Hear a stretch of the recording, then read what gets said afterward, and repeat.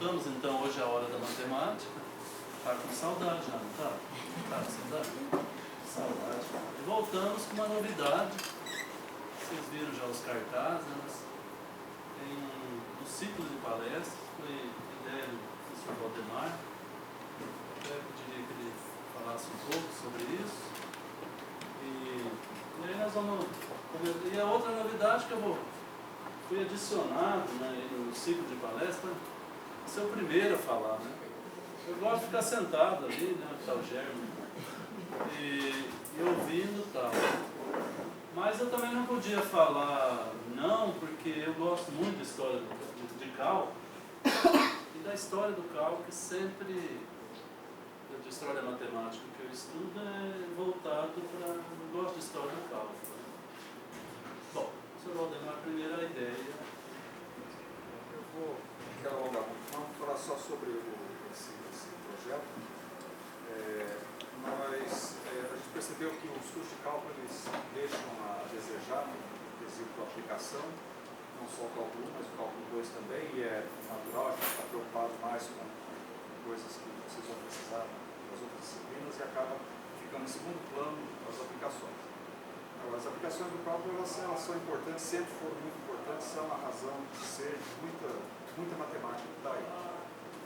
Então, a gente decidiu escolher alguns temas para fazer uma série de palestras para ressaltar essa aplicabilidade do cálculo, essa utilidade do cálculo, para não ficar com mais uma matéria que serve para as outras apenas. Então, a gente escolheu alguns temas que a gente vai estar falando nos próximos dias. O Hermes está fazendo essa palestra introdutória para dar uma roupagem, um corpo a esse ciclo de palestras, definir direitinho como vai ser e dar uma ideia já da história do cálculo. Isso é importante para a gente começar.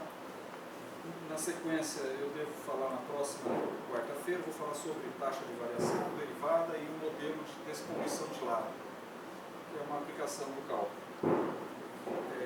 Aplicação de derivadas.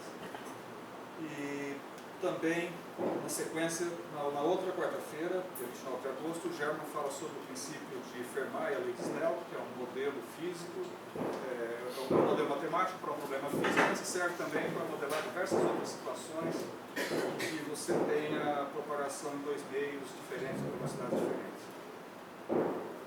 A Juliana fala no dia 12 de setembro, sobre os juros compostos e o limite fundamental. Isso é uma entrada do cálculo na matemática financeira.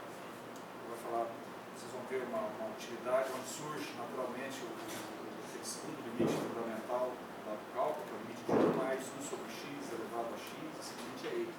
Onde surge essa coisa? E depois a Andrea fala no dia 19 de setembro sobre o colapso da ponte de Tacona-Narrows, que é um problema de equações diferenciais ordinárias, onde ocorre um fenômeno chamado ressonância, que é um fenômeno que em certas estruturas pode danificar. É o que aconteceu com essa ponte. O vento derrubou uma ponte. Então, é um modelo interessante que vale a pena vocês conhecerem. E, por último, o Adalberto vai falar sobre derivadas em alguns problemas de otimização. Deve falar no dia 26 de setembro.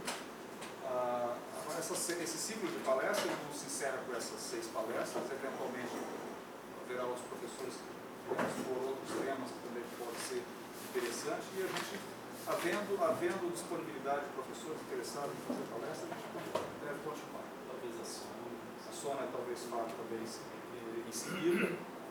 Enfim, é apenas uma primeira edição desse evento e a gente deve continuar.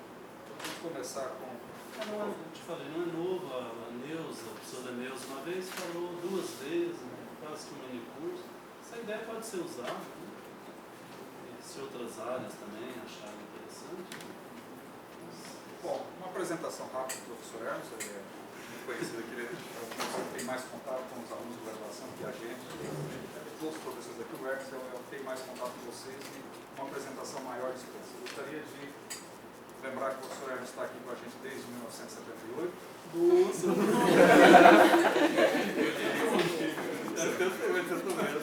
Nossa, Valdemar! O professor Hermes é formado pela Faculdade de Filosofia e Ciências e Letras de Araraquara que é a atual Unesp hoje, né, em 1975. E de 76 a 80 ele fez mestrado em São Carlos, na USP de São Carlos, e trabalha com a gente desde 78. Ele teve uma interseção do mestrado e o trabalho. E eu só não fui aluno do Hermes por conta de circunstâncias apenas. Vários colegas nossos aí foram dos primeiros alunos dele. Você teve sorte.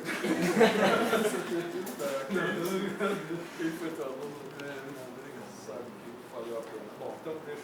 Quando eu falo, eu nasci em Aramina e depois mudei para a cidade. Faltou dizer do que meu dinheiro você veio. Aramina é Aramina, São Paulo. São Paulo, Aramina é São Paulo. São Paulo, mas é bem na divisa. Bem na divisa, né? Uberaba faz parte da grande Aramina. Não, fica com você a palavra. Obrigado, Valdemar. Nossa, Valdemar, 78. Bom. Então, como eu estava dizendo, eu aceitei participar. A última vez que eu falei aqui na aula da matemática foi em 2009, no final do ano. Como eu passei do horário, eu passei 10 minutos do horário, eu fui suspenso.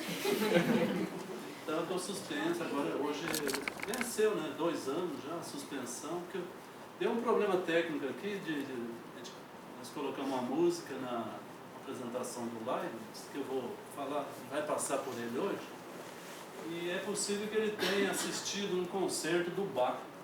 Aí inventamos, né, o Leonardo, nós inventamos colocar a música do Bach no final, deu um problema ali, passou 10 minutos, foi suspenso. Bom, falar do cálculo, primeiro, gostaria de refletir assim, vamos pensar no programa de cálculo, cálculo 1, vocês vão me ajudar. Cálculo 1 a gente começa estudando, vamos lá, a gente começa, números reais, vocês vão me ajudando. Números reais, a gente já começa a ver desde o ensino médio, ensino fundamental, vai fazendo amizades.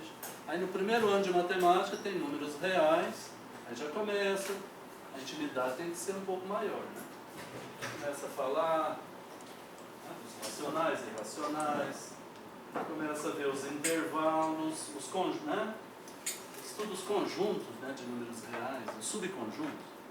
Conjuntos naturais, começa a provar umas propriedades, conjuntos que são limitados, que não são, e vai, né? Faz tempo que eu não dou cálculo 1,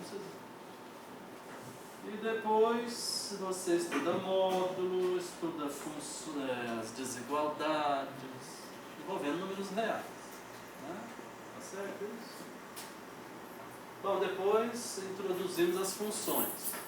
Funções envolvendo os conjuntos, aqueles conjuntinhos que a gente, né?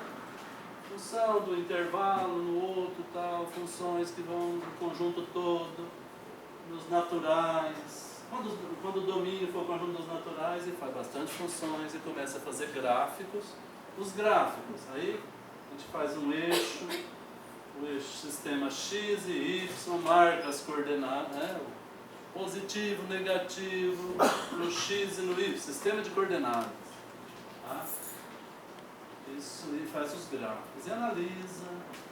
No começo até é interessante que a gente marca 3 pontos, tem uma função dada por uma expressão, a gente dá 3 valores e traça o gráfico, uma maravilha, né?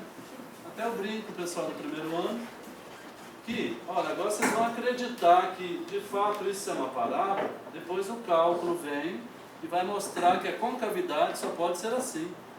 Não tem outro jeito, a concavidade é para cima, aquela aqui. Mas no começo a gente tem que acreditar. E se eu coloco 3 pontos, a gente pode ligar esses 3 pontos de qualquer jeito. Mas a gente vai lá e fala, não, isso é uma parábola, isso é uma IP, sei lá, né?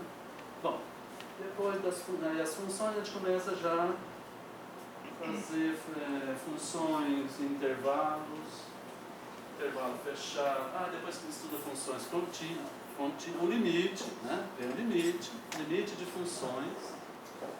Já começa a estudar o limite de funções. Depois fala em funções contínuas. Estende os intervalos, né? Manda o x para o infinito, vai fazendo o cálculo. Funções contínuas. Tem uns teoremas bonitos de funções contínuas. Função contínua, um intervalo fechado, aí assume máximos e mínimos. Né? Tem uns teoremas bonitos. Teorema do valor intermediário, funções contínuas. Uma delícia. Né? Quer dizer, quando a gente está aprendendo, está vendo pela primeira vez, isso é difícil. Né? Limite, é difícil. Bom, e vai. Depois vem a derivada. Aí você também vai analisar, vai fazer uma mudança na ideia de tangente. Tangente vem a ideia lá da geometria, da Grécia, de uma reta tangencia uma circunferência. Toca num ponto e depois nunca mais. Né? Então, a ideia de tangente vai ser modificada. Né? Aproximações por retas secantes, se existir a posição tangente, acha o coeficiente angular, acha a derivada. Aí verifica, tem função, derivável, não, vê os teoremas, aplicações, aí vem as aplicações. Nessa variação da secante para a tangente, aí surgem muitas aplicações, né? Taxa de variação, né? O Valdemar vai falar, né? Aplicações. E a integral, e depois derivada dada por limite. Não é dada por limite? É um limite. Limite de secante, limite. Envolvendo números reais. Eu tinha falado lá no começo. E depois a integral, né, de novo, eu acho primeiro as antiderivadas, né, primitivas. E depois chega nas integrais. Integral definido como, de novo, limite de somas. Né? Essa teoria, eu esqueci algumas coisas, né? Esqueci bastante. Tá? Essa teoria de limites, essa teoria de cálculo, números reais, ela ficou pronta, né? No final do século XIX. Então, a gente não tem data para essas coisas. Eu poderia falar a data que saiu um livro do Heim, um aluno do Weyers. Saiu um livro onde sai a definição de limite, aquela que foi a mais aceitável. Então, 1872 seria o cálculo do jeito que é ensinado hoje, ficou pronto, então, nesse momento. Depois de uma caminhada muito, eu vou buscar lá na Grécia. Vou buscar na Grécia, né, com áreas, volumes, e nós vamos tentar chegar, eu fiz por quadrinhos. Vamos começar na Grécia bem devagar, porque a vida lá acho que era devagar, né? Depois, no final, nós vamos tocar rapidinho ali, vamos acabar logo, e, né, porque no final a vida ficou complicada. Depois do século XIX, no século XX não dá mais tempo para nada. Então, o que a gente aprende hoje, que estuda hoje, foi uma organização de coisas que foram assim, um descobriu uma coisa, muita gente contribuiu, muitos matemáticos. Até evitei trazer muitos nomes, porque ele sai tonto de tantos nomes. Né? Então vamos ver alguns pontos, né? Alguns pontos.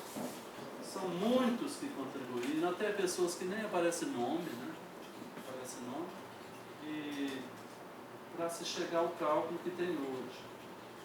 E quais os primeiros depois, né, a organizar? Foram grandes matemáticos, historiadores para organizar. Agora o cálculo, para ser ensinado, ele tem que ter uma ordem, né?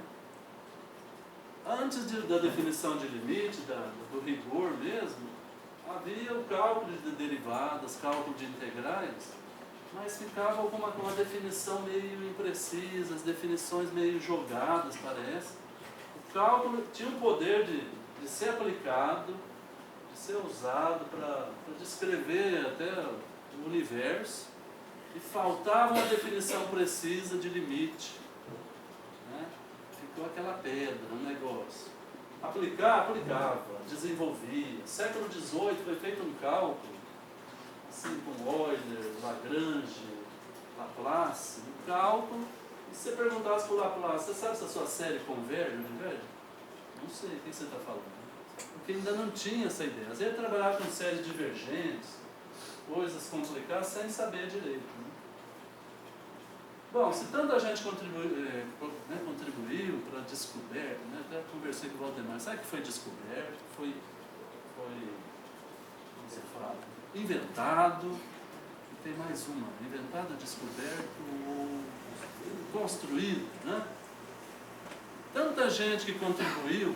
Por que fala? Newton e Leibniz descobriram o cálculo, inventaram. Ficou, né? Parece que eles combinaram um dia, fizeram uma reunião e criaram o cálculo. Não foi assim. Eles criaram métodos abrangentes, mais abrangentes do que outros. Nós vamos encontrar derivada no Fermat, nós vamos encontrar derivada no Barrow, no Wall, muita gente. Integral também, espalhada num e no outro. Agora, eles, de forma independente, criaram métodos que eram aplicados a curvas de uma maneira geral.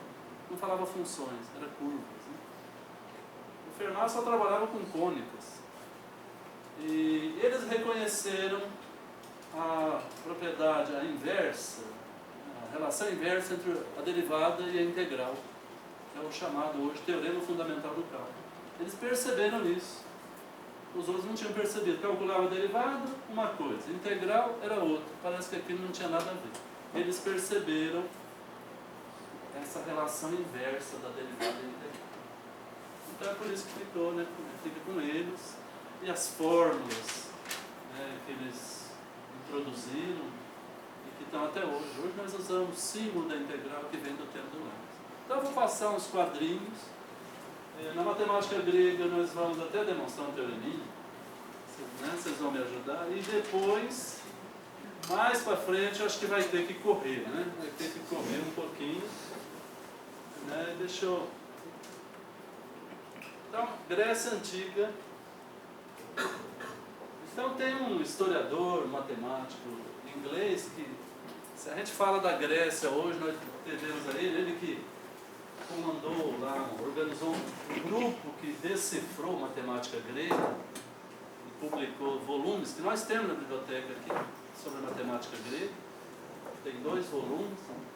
Em matemática, todos os caminhos levam à Grécia. Quando alguém fala todos, a gente já fica olhando. Eu vou dar um contra-exemplo desse negócio.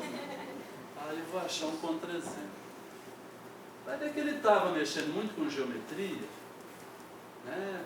Estudando Euclides, Arquimedes, ele ficou, não sei, vocês estão vendo algum contra-exemplo assim?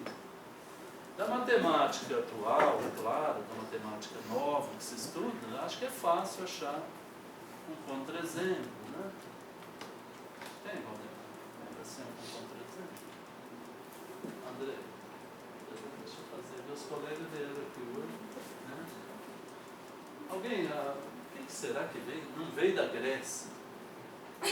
Geometria, não tem jeito. Cálculo, eu vou falar que o cálculo, né, da Grécia. Eu descobri um negocinho, bem simples, né? Não sei se ele estava pensando nisso. O sistema de numeração que nós usamos, indo-arábico, veio da Índia, da Arábia, não veio da Grécia. A Grécia usava um sistema de numeração, usava o alfabeto como sistema de numeração. Eu achei esse assim, deve ter mais. Eu acho que... Ele fala, não, mas isso aí não serve, acho que ele vai falar. Né? Ele morreu em 1940, quer dizer, não é uma pessoa assim tão da antiguidade, um historiador. Bom, quando Pitágoras bradou lá, né, tudo é número, os gregos eles se preocupavam com um princípio essencial de todas as coisas. No mundo deve ter alguma coisa que... No fundo, tudo se reduz àquela essência. O Tales falava que, no fundo, tudo se reduz à água. O outro falava que tudo é o ar, tudo é a terra. Enfim, o Pitágoras já veio com uma coisa, tudo é número. Né? Mas quando ele falava tudo é número, ele pensou no número inteiro positivo. Tudo é número inteiro positivo. Porque os pitagóricos era só número inteiro positivo e as razões entre esses números. Só isso, tá, a vida seguia naquela paz, né? Aí, por exemplo, as razões, às vezes pegavam uma área, uma figura lá está para a outra, na razão 2 para 3. Eu estava pensando hoje umas fórmulas, né, de volume. Volume da pirâmide é 1/3, né? Completa lá a figura, cabe 3, né?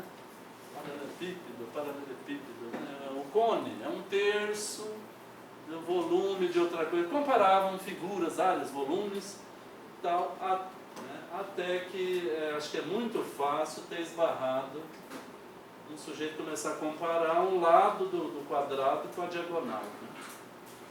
Aí já se esbarrou, né? Não, mas podia acontecer de dar 3, 4 e 5. Né? Então deu certo, opa, deu certo. Né? Mas pega 3 e 3. Pega 1 e 1, não vai longe, né? 1 e 1, pega a diagonal.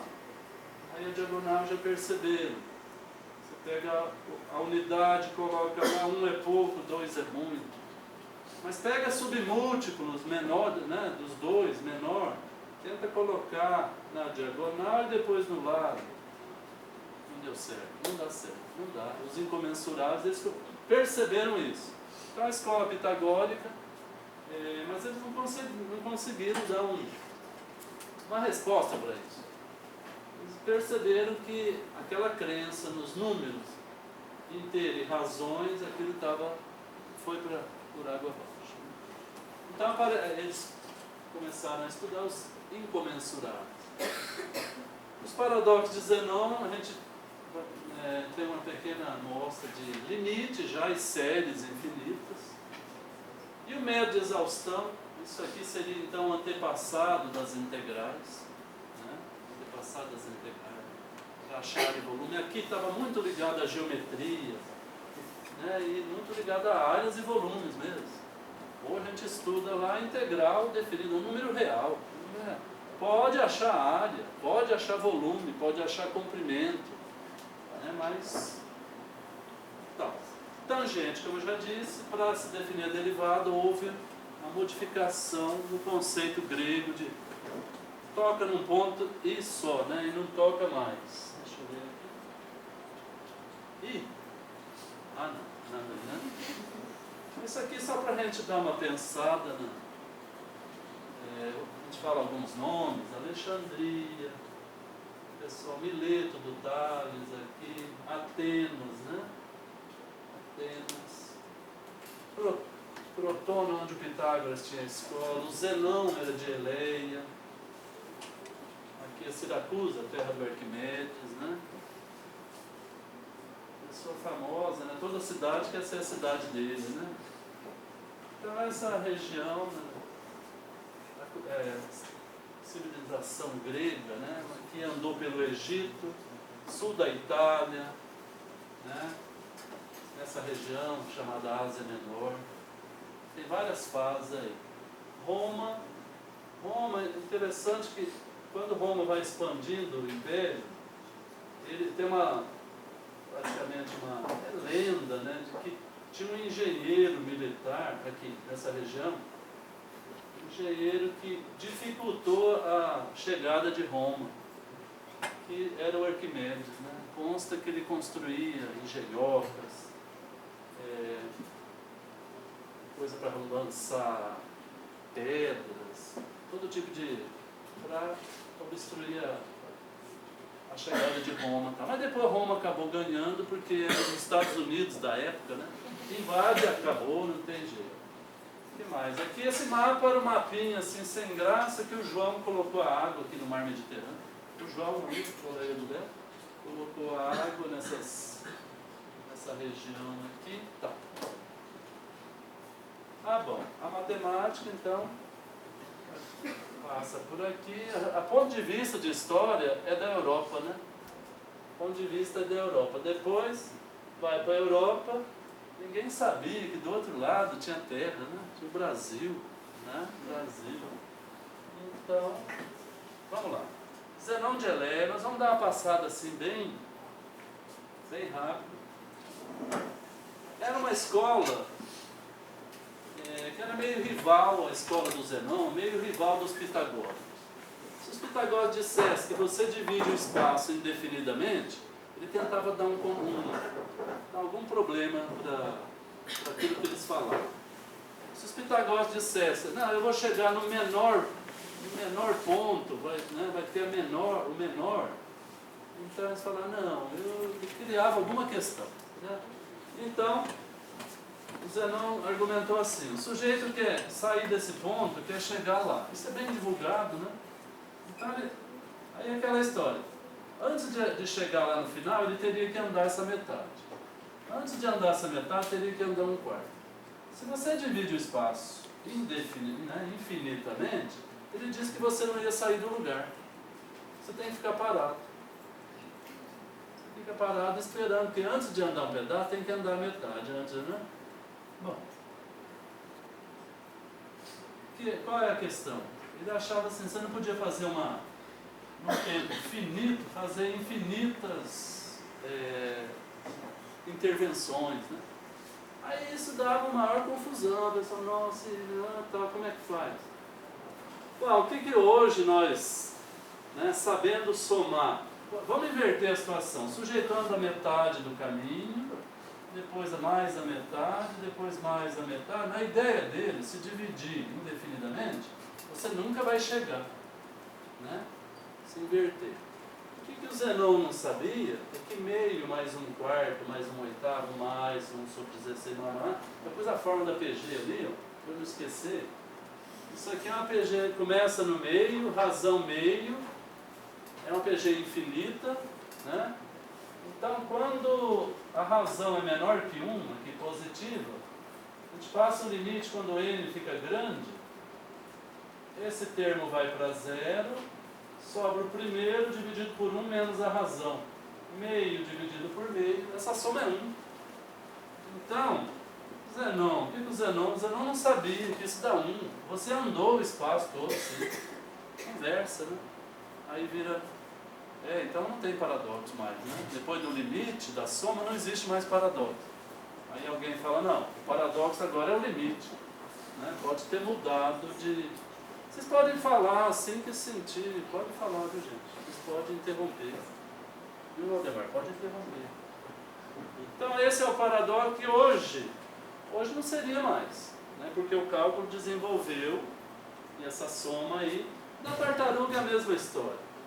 O corredor dá um tempo para ela andar um pouco, e depois ele parte.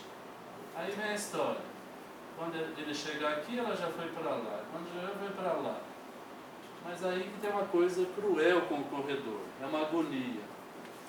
Por quê? Por que ele não ultrapassa? Porque ele tem que fazer intervenções em todos os pontos que ela fez. Entendeu? Então, na conversa dele, ele tem que passar por todos os pontos que ela passa. Se ela resolver dormir um pouco, ele tem que esperar. Porque ele só vai pisar onde ela já passou. Então não alcança mesmo, né? Mas hoje a gente faz essa brincadeira, pega um exercício de física lá, põe lá a velocidade do corredor 10 vezes a velocidade da tartaruga, 10, sei lá quanto, você acha até quantos segundos depois ele ultrapassa, né? Depois que ele partir. Então era um tipo de brincadeira que colocava, porque a ideia de tempo e espaço ainda não estava muito, a coisa estava muito nublada, né?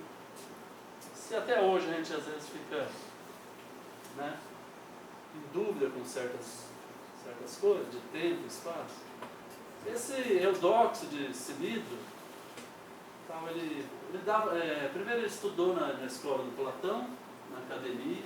A academia era a escola antigamente, né? E ele era um professor. Eu entendi uma frase que o Platão colocava na academia: só entre quem souber geometria. Eu acho que ele estava pensando nele, no Platão, acho que ele queria aprender, né? Então era na entrada de professores, porque entra numa escola só quem souber tal coisa, né? E esse Eudóxio sabia muita geometria, sabia matemática, né? E era um professor que não morava em Atenas, ele morava numa cidade igual Badibacite ou Chimite, porque o aluguel era mais barato. Tem isso, descobriram isso, para pagar um aluguel mais barato do que em Atenas. É considerado então um grande matemático. Teoria de proporções, teoria de geometria dos sólidos, parece que ele organizou, ele refez, né, a matemática até aquela época. Por exemplo, o teorema que a gente diz hoje, teorema de Tales. As paralelas cortadas por transversais, segmentos proporcionais. Tales não teria condições de demonstrar aquele teorema. Quem pode ter demonstrado, certamente, é Eudóxio. Hoje a gente diz lá no cálculo, a propriedade arquimediana. Né? O Arquimedes mesmo reconhece que era anterior, que era de outra pessoa. Um axioma, dadas as duas grandezas, aqui ó, esquisito falar grandeza, hoje a gente fala números reais e tal, e fica, né? Grandezas de mesma espécie, isso pode ser um segmento de reta, pode ser uma área, pode ser um volume, né? Se nenhuma delas é zero, pode-se encontrar um múltiplo de qualquer delas que seja maior do que a outra. Traduzindo hoje, né? Duas grandezas, MA maior que B, MB maior que A. Né? Isso é a propriedade que a gente chama de propriedade de Arquimedes, mas era Eudóxio Arquimedes. Vamos aqui. O tal método de exaustão, que vai ajudar a achar áreas e volume, é uma coisa assim, olha, se de uma grandeza lá, qualquer, subtrai-se uma parte não menor que a sua metade, e do que sobrou, novamente você subtrai não menos que a metade. E se o processo continua assim, você vai encontrar, finalmente restará uma grandeza menor do que qualquer grandeza de mesma espécie. Que coisa estranha, né? Não é estranho? Então vamos tentar, né? Pega se a gente pudesse falar um número, né? M. Então você começa com M, esse R, ó, maior que meio, menor que 1. R você tira um pedaço do M, né? M menos um pedaço. Depois do que sobrou, você tira mais aqui, um pedaço do que, né, que você tinha. Vai formando uma sequência. Ó. Aí, no final, você vai ter uma quantidade aqui menor do que uma outra grandeza que você fixou. Nós estamos querendo dizer que o limite disso aqui é zero. Né? Vai para zero. Certo? Bom, dessa maneira aí foi aplicado por Euclides, Arquimedes, e para até chegar à integral nossa aqui, era isso, essa ideia que usava para achar área e volume. Por exemplo, tem um círculo, eu quero achar a área. Você vai lá já e pega um quadrado que tem uma área maior que a metade do círculo. Depois sobraram os cantos. Você pega esses 4 triângulos e dá área maior que a metade do que tinha sobrado. Depois pega esse punhado de cantinhos, né? No final vai sobrar a diferença entre a área do círculo e a soma, e esse polígono escrito, vai dar menor que uma grandeza pré-fixada. Grandeza, no caso, área. Né? Se traduzir isso tudo por números reais, não podia. Bom, queria falar outra coisa aqui de polígonos escritos. Ó, você tem um quadrado, a hora que você aumenta o número de lados, a área aumenta, né? Você vai aumentando, a área do polígono escrito vai aumentando. Se eu tivesse circunscrito, né, se eu tivesse um quadrado circunscrevendo aqui, se você aumenta o número de lados, aquela área diminui. Então, polígono escrito, aumenta o número de lados, aumenta, e circunscrito, que eu não fiz aqui, diminui. Essa ideia vai ser usada lá no século XIX para somas inferiores e somas superiores numa integral. A ideia. Então, isso aqui, vamos lá. Arquimedes, muito se sabe, eu vou passar meio em diagonal do Arquimedes. Muito se fala, né? A pessoa, talvez a maior sábia da antiguidade, né? Vamos ver meio em diagonal. Ele aplicou bastante a ideia de Eudóxio. Ele é atribuído até ao Eureka, que a gente comenta muito aqui, né?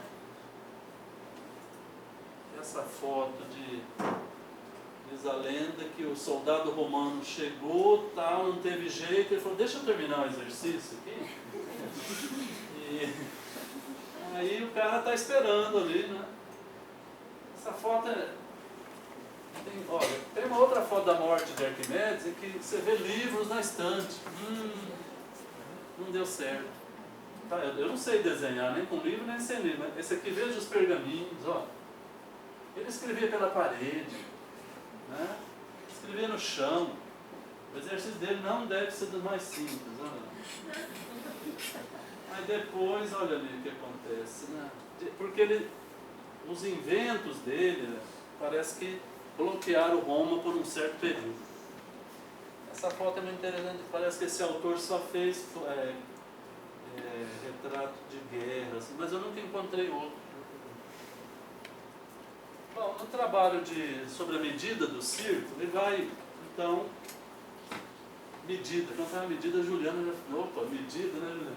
Não, mas olha, está se construindo, né, o pi começa a aparecer como, antes se usava no Egito 3,16, Mesopotâmia usava 3, na Bíblia aparece 3, com Arquimedes é que vai aparecer 3,14 e tal. Né? O que ele prova primeiro? Todo círculo é equivalente a um triângulo retângulo em que os catetos são iguais, respectivamente, ao raio e ao comprimento da circunferência. Equivalente, quer dizer, a área do círculo é a área de um triângulo retângulo. O raio e o comprimento. A gente faz uma continha rápida. Hoje, πr ao quadrado, r vezes c dividido por 2, deu certo? Está certo o que ele fez? Bom, qual era os gregos? Demonstrações, quando eles chegavam num resultado, eu acho que o resultado é esse. Provava por dupla redução ao absurdo. Eu quero provar que a área do círculo é igual à área do triângulo retângulo. Admite que é maior, chega no absurdo. Admite menor, chega no absurdo. Então tem que ser igual. Essa é a ideia. O problema é o seguinte, qual é o resultado? Primeiro você tem que saber qual é o resultado. Para depois provar. Como é que você vai provar? A integral hoje, você acha quanto dá uma área ou um volume. Ele achava a área e o volume, ficava meio em dúvida, tinha que provar por duplo absurdo. Então vamos ver aqui. Suponhamos que a área do círculo seja maior que o triângulo. Então eu considero uma grandeza A, que é o C menos T. Veja que essa ideia não é estranha, né? Positivo. Eu pego um polígono regular inscrito, de apótema M', que aqui eu tenho um triângulo bonitinho ali, isósceles. O perímetro é P, a área do polígono é P grande, tal que o C menos P seja menor que A. Aí foi usada a tal exaustão. Tinha essa grandeza. Aí você pega, dependendo da necessidade, você vai aumentando o número de lados do polígono inscrito, até que a diferença do círculo e polígono fica menor que uma grandeza que você tinha. Você vai aumentando, não deu ainda, aumenta o número de lados. Porque a soma, a área do polígono inscrito, vai aumentando o lado, vai aumentando. Bom, quantos polígonos, quantos triângulos você tem desses? Se o polígono tiver n lados, n maior ou igual a 3, né? Alguém já pensa, né? Se o polígono tiver n lados, vai dar n vezes esse triângulo. Então vai dar base vezes a altura dividido por 2. Eu terei n vezes o lado, que é o perímetro do polígono, vezes o m' dividido por 2. Então, menor que A, faz uma continha aqui, toma cuidado. Não, aqui não precisa cuidar, né? P. Sim, a coisa passou. C menos P é menor que C menos T. Escapou lá, né? Então, P é maior que T. Mas aí, fazendo a conta, o polígono é o perímetro, M' sobre 2, e o triângulo CR sobre 2. Perímetro do polígono inscrito, está dando... ele é menor que o comprimento do círculo. Esse M' é menor que o raio. Como é que esse produto pode dar maior? Tudo positivo aqui, né? Tá certo? Tá certo a área ali do polígono inscrito? Tá bom, gente? Sem protesto? Bom, então é absurdo, então maior não é. Então é menor ou igual. Aí você vai de novo. C menor que T, então, agora eu quero positivo. Então é T menos C que é positivo. Você pega o polígono regular circunscrito. Você vai pegando, aumentando o número de lados, que a área vai diminuindo, e a diferença entre o círculo e o polígono fica menor que a grandeza pré-fixada lá. Aí, como cancela aqui, P menor que T, então RP menor que RC. Vamos ver, o raio positivo, não tem perigo. O comprimento do polígono circunscrito é menor que o comprimento da circunferência. Absurdo. Então C igual a T. Né? Arquimedes fazendo isso. Depois ele provou mais duas proposições, o π começa a aparecer. C é o comprimento da circunferência, D é o diâmetro de um círculo, então ele mostrou 3 mais 10 sobre 71 vezes o diâmetro, o C está entre esses dois valores. Ali é um sétimo, né? Só para... Então, um valor muito usado para o π era 22 sobre 7, uma aproximação. 3 vezes 14, 28, 58. E olha, para chegar nesse resultado, ele usou o polígono até 96 lados. Foi usando e fazendo diferença, foi trabalhando. A proposição 3, bom, aqui já é uma consequência, né? O círculo, quer dizer, a área do círculo está para o quadrado do diâmetro na razão 11 por 14. Usando aquele 22 sétimo lá, chega nesse resultado. Bom, outro resultado, só que agora nós vamos... Não tinha a equação da parábola. Parábola, fazer um corte no cone, analisar, nem... Na época de Arquimedes, nem foco diretriz era bem entendido. Foco diretriz talvez vai ser depois com papos, bem depois. Então faz o seguinte, o que eu chamei de P? O segmento aqui, ó, parabólico ABC. E essa reta aqui. Né? Então, ele queria achar a área desse setor. Aí ele já vai usar a exaustão. Pega um triângulo aqui, ó. Pega essa reta, traz paralelo aqui e acha o triângulo ABC. Já dá esse triângulo, a área é maior que a metade daquilo que você quer achar. Sobra mais dois aqui. Já pega dois triângulos, ó, traz paralelo, leva paralelo, dois triângulos, o BEC e o B, o ADB. E a soma desses dois dá maior que a metade do que sobrava. E vai usando isso. Aí, a soma que ele chegou dá o triângulo, essa passagem... Bom, o resultado já era muito difícil de entender, né? Muito difícil de entender. Agora, essa passagem, que esse triângulo mais esse é um quarto desse anterior, isso é terrível. Uma passagem cruel. As pessoas, ninguém entendia, e um dia ele ficou bonzinho, escreveu uma carta para o Eratóstenes, em Alexandria, falou, olha, estou escrevendo sobre os meus métodos, agora resolvi contar. Eu peso as figuras, eu chego ao resultado, depois eu provo, por dupla redução absurda. Então essa passagem aqui, ó, esse triângulo aqui que está marcado, e a soma desse com esse, é um quarto desse grande. E depois ele provou 1, 2, 3, 4. Esses 4 é um quarto desses aqui. Então, ele pesou. Então, como é que ele chegou? Então, isso vai dar a primeira, uma das primeiras séries. PG, ó, põe o triângulo aqui em evidência. 1 mais 1 quarto mais 1, 16. Razão 1 quarto lá de novo, olha. Vamos ver se dá 4 terços mesmo. O primeiro termo é 1 menos 1 quarto. 4 terços, né? Tá certo. Agora, essa passagem não é brincadeira. Aí você pega um domingo à tarde, né? Na hora do jogo do Corinthians ou do Faustão, vamos entender que a soma desse com esse vai dar realmente 1 quarto. Põe a parábola na posição, né? Você faz uma rotação naquela, põe uma parada. Hoje nós não vamos entender de jeito, né? Não dá. Mas colocando, tem triângulos aí para enxergar os triângulos de mesma altura. É interessante, mas dá mesmo. Né? Mas esse é um quarto desse maior aqui. A gente joga pela simetria, pode pensar só de um lado. Muito interessante. Aí ele contou que pesava as figuras antes de chegar no resultado.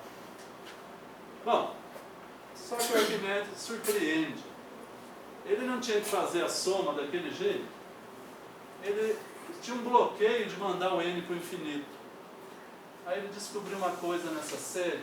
Olha, 1 mais 1/4, 4 elevado a n. Ele daqui para frente, todos aqueles termos, ele falou que é 1/3 do último. Derrubou, né? Agora, não é terrível? Não. Foi cruel. De novo, né? Vou falar cruel mais, não posso. Como é que é? 1/4 quadrado. Daqui para frente ele falou que é 1/3 desse. Bom, então vamos usar aqui uma coisa. Vamos pegar um nível aqui, 1 sobre 4 elevado a k, né? Você faz o mínimo aqui, vira 1/3, abaixa para 4 elevado a k menos 1. Então vamos lá, vamos somar. Aqui está faltando o mais. Não está certo. Né? Vai provar que isso dá 4/3. Pega aqui, esse você cai 1 para 4 elevado a n menos 1. Depois você vai abaixando, até chegar um momento você tinha 1/4 mais 1/3 do anterior. Dá 4/3. Ele não mandou o n para o infinito, ele deu um jeito. Que coisa, gente, né? Isso. E olha, se você fizer, dá mesmo. Viu? Pega aqui, daqui para frente, ó. 1 sobre 4 elevado a n mais 1, n mais 2, tá, vai para o infinito. Dá uma outra PG ali de razão 1/4, vai dar certinho isso. Já pensou? Eu jamais, né? Como é que a gente pensaria nisso? Na Idade Média, olha só, 15 para 7, nós vamos dar uma... Agora vamos dar uma acelerada, né? Vamos dar uma acelerada, porque na Idade Média começam algumas coisas pensando, por exemplo, eu queria visitar esse Orrésio por duas, olha só, meio feinho, né? Meio feinho, porque ele era professor de faculdade e ele deu as primeiras ideias de representação gráfica de função, movimento, móvel, né, com aceleração constante, vai andando e tal. O espaço percorrido vai ser o mesmo daquele que vai, né, com a velocidade. Ah, sim, bom, o que são essas retas? A velocidade, e aqui ele marcava o tempo no eixo horizontal. A primeira representação gráfica de função, tal, 1361. Então parece que ele já estava querendo dizer alguma coisa, integral de carteira, não sei, né? Espaço percorrido, parece que ele estava com vontade de já falar em integral aí, né? E um fato notável é que ele provou lá em 1300 e tanto que a série harmônica diverge do jeito que nós fazemos hoje. É claro, ele não tinha essa linguagem, né? E separar nos bloquinhos aqui de meio, de soma meio. Se ela está acima de um valor que pode ser grande e tal, né? Então, isso aí agora para você terminar ali bonitinho, né? Século XVII, então, quando vai nascer o cálculo que se diz moderno, né? E é de grandes realizações esse século. É interessante que é a passagem, né, final da passagem daquela Europa, de economia feudal para capitalista e tal. Isso causa mudança, muita gente mudando para a cidade, as primeiras fábricas, as primeiras máquinas, né? sempre vai ter aplicações de alguma cálculo. No século anterior já tinha a álgebra, já fornecendo algumas notações melhores, números complexos, nem sinal de mais e menos, né? Século XVI começou a usar sinal de mais, menos, fração, menor, maior. As notações eram muito complicadas, né? As publicações, que eu digo revolucionárias, e de forma independente, a do Neper, o logaritmo Bird, entre o Briggs, que construiu a primeira tabela de base 10. A geometria analítica, que vai dar aquele sistema de coordenadas, né, que eu falei no começo, que hoje a gente marca o gráfico. As notações, usar letras, né? Descartes sugere o uso de x, y, z para as variáveis, ABC para os números, né? Geometria projetiva, que vem do estudo de arte, né, no Renascimento, e vem o cálculo. Por que Newton e Leibniz? Porque já, como eu disse, fizeram alguma coisa melhor mesmo. As questões, quais eram as questões, né? No século XVII, o que estavam pensando? Por exemplo, determinar a velocidade e aceleração de um móvel, conhecida a lei algébrica que relacionava espaço percorrido e tempo. Encontrar tangentes, questões de óptica, construir telescópio, né? Óculos, calcular máximos e mínimos. Qual a maior e menor distância de um planeta ao Sol? Comprimento de curvas, áreas, volumes. Veja, tinha que fazer tudo isso sem uma teoria, né? Sem uma teoria precisa. Aí os progressos, aí vieram os progressos. O Newton aplicou o cálculo para provar as leis de Kepler, que antes eram só leis assim, de observação e tal, né? Um pouco de bom senso. O Newton veio e prova matematicamente. Algumas partes ele ainda prova usando geometria, e as pessoas parecem que não iam entender o cálculo que ele estava usando. Leis do movimento, pêndulo, pressão atmosférica. Aqui algumas áreas, o que estava acontecendo, né? Fluido, Juliano, fluido, né? O sangue correndo numa veia, né? Não é verdade? Isso é matemática também, né? Bom, a química, o oxigênio, né? Descobrir o oxigênio e a célula. O século XVII foi realmente o século de revoluções. Bom, aí eu vou encontrar derivada, eu vou encontrar no Fermat.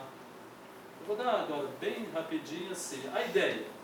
Sempre considerar um ponto, né? Ver o que acontece num ponto vizinho, faz a diferença, divide, né, pela diferença.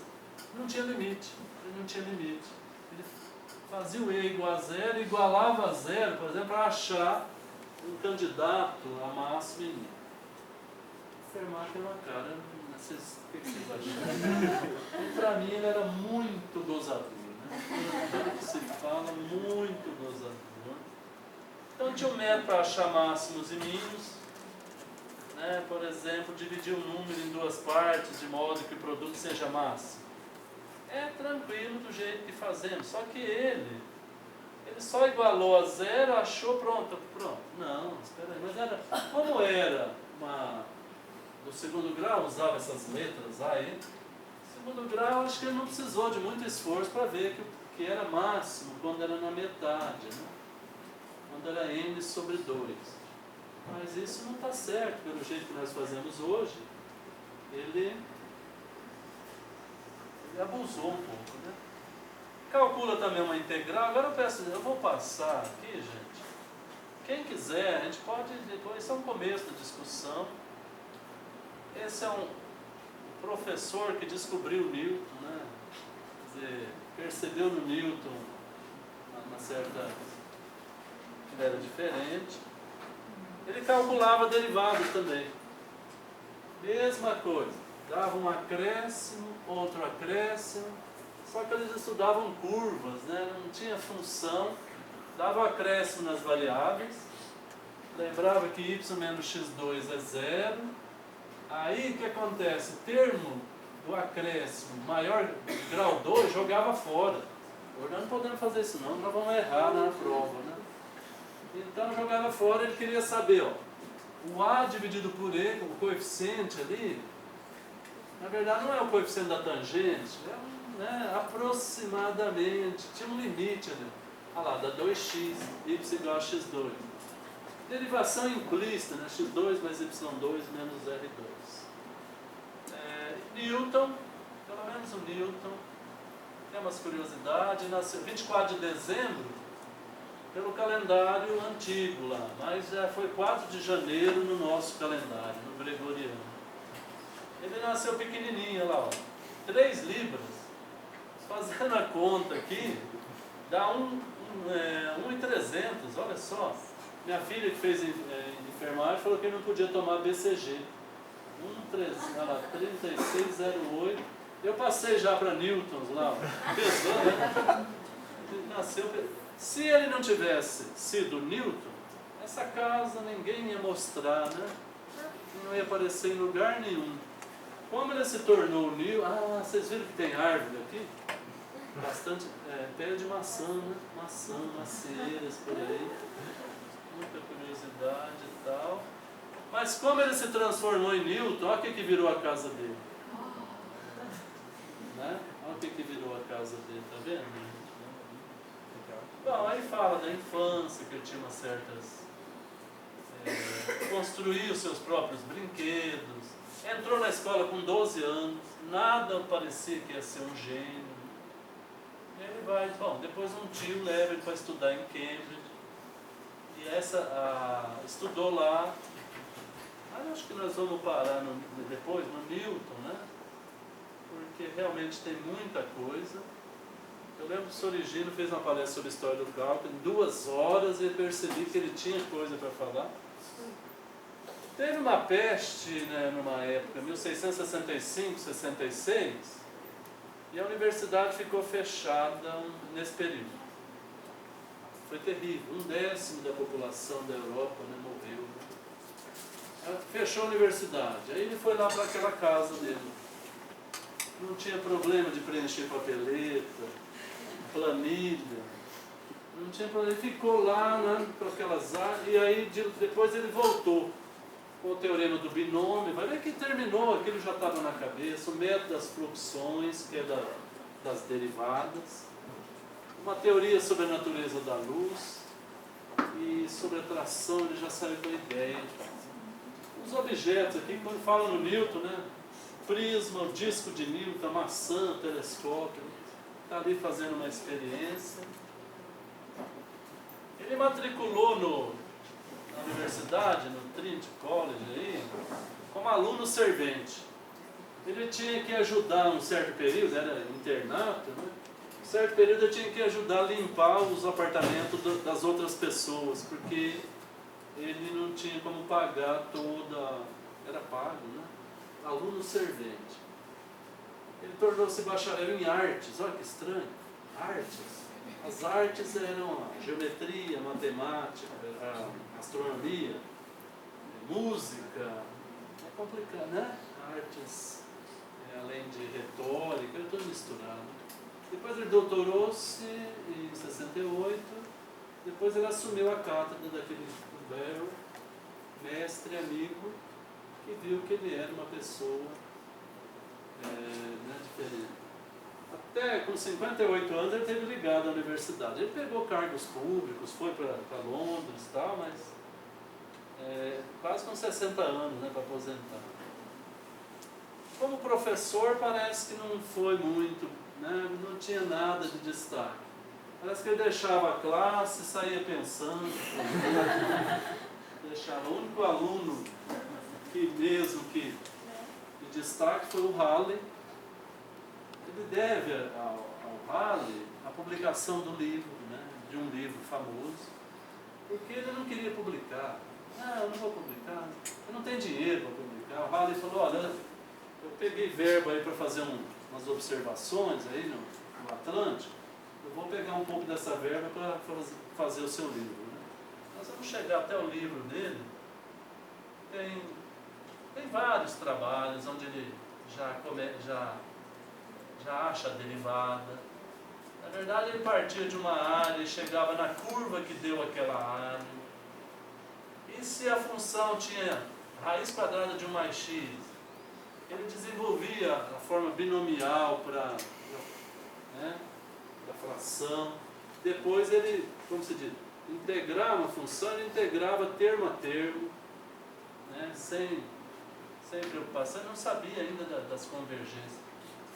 As variáveis ele colocava todas em função do tempo, e o x ponto, y ponto, v ponto aqui é derivada em relação ao tempo. Aí vem a derivada segunda. Então nós já estamos. Deixa eu só chegar no famoso trabalho, né, o princípio. Foi publicado em 1687.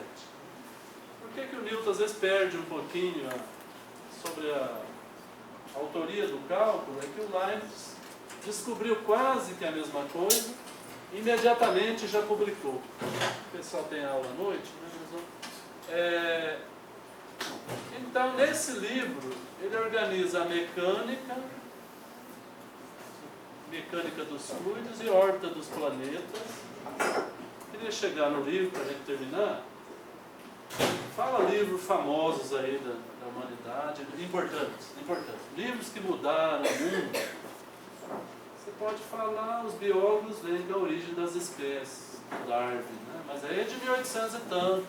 Esse aqui é 1687, né? Sei lá, a Bíblia. Não, vamos respeitar. Não, é a Bíblia. Mas esse é a Bíblia, né? O cálculo, da física. Eu acho que o Newton não estava preocupado se ele era físico ou matemático. Ele queria resolver alguns problemas. Então ele usava métodos que ele, né, às vezes descobria. E ele sempre já disse, eu me apoiei às vezes em gigantes, né, nos que vieram antes dele. Eu lembrava de Galileu, de Arquimedes. Né? Então, acho que a gente podia ir com o Newton aqui, deixa eu ver o que seria o próximo. A gente podia encerrar. Onde ele foi enterrado, foi luto na Inglaterra por 8 dias. Ele foi enterrado onde se enterram os reis, né? Aqui, uma visão relaxante, na Basílica, né? Só se enterra reis aí, o Newton foi enterrado. Então isso precisa ser analisado, porque o que viria depois, né? Tudo que vem da física, né? O que foi possível fazer?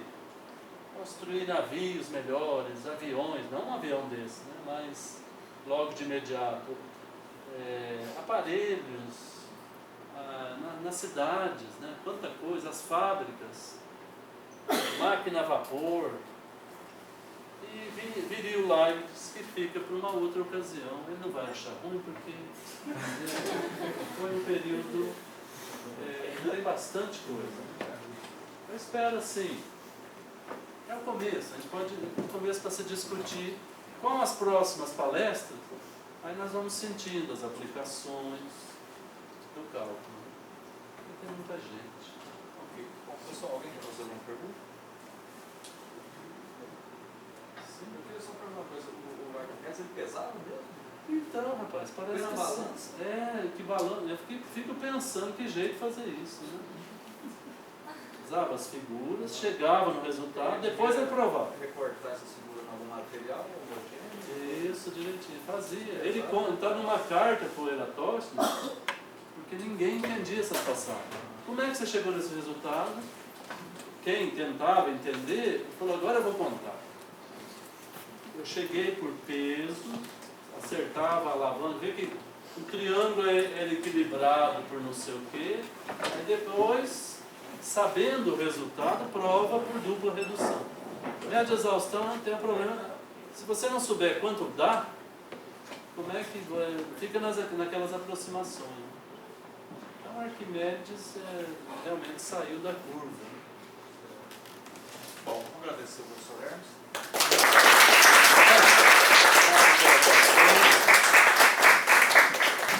Eu só queria dizer o seguinte, eu acho que talvez o próximo, eu ainda vou investigar se é possível o auditório, o áudio, certo? Porque porque eu pretendo usar um quadro bem maior que esse. É melhor. Você vê, eu não consigo. Mas a Sem gente dar anuncia, estreia. tá? A gente anuncia. Menos de um aviso, continua aqui.